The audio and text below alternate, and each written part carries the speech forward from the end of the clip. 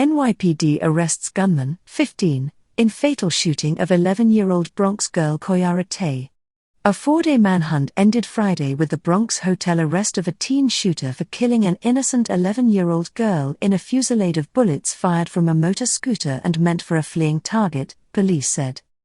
Accused shooter Matthew Godwin, 15, was charged as an adult with murder, manslaughter and weapons possession in the slaying of helpless Kyhara Tay as she ran to dodge the gunfire, city officials said at a Bronx news conference.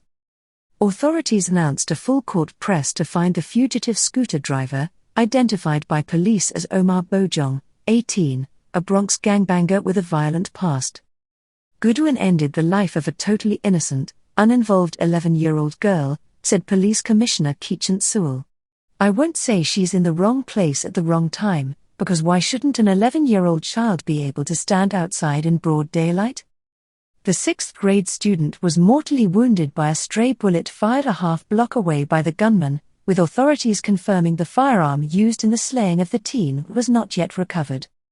Sewell then referred to the fugitive Bojong, a member of the Moneywood Street gang who was linked to a pair of prior shootings. Let me say this to Kyhara's family, the NYPD is far from finished.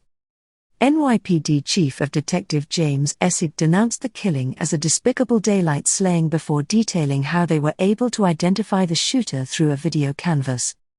The teen suspect was held without bail at a Bronx arraignment about 15 hours after his arrest inside a room at the Bronx's 95 Hotel.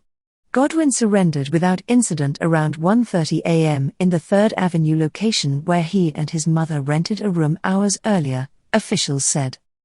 He was brought to the location by his mom to avoid arrest, according to police sources, and criminal charges were possible against the parent, said Essig. Sewell said Godwin's intended target was a 13-year-old boy as officials noted the continued uptick in violence involving the city's teens. Both suspects in the shooting were themselves prior victims of gun violence, described by Mayor Adams as the #1 killer of our children. The target of the shooting met with investigators after surviving the wild spray of bullets, although the motive behind the shooting remained unclear, said Essig. Bronx District Attorney Darcel Clark said the age of all the people involved illustrated the mayor's point, all teenagers, the oldest just 18. The tragedy here is that we're talking about a gunman who is too young to be called a gunman because he's 15 years old, she said. The suspect's scooter driving accomplice remained on the lam, police said. The gunman fired off several rounds at his rival from the scooter in the caught-on-video attack before the duo zipped away from the crime scene at the corner of Fox Street and Westchester Avenue.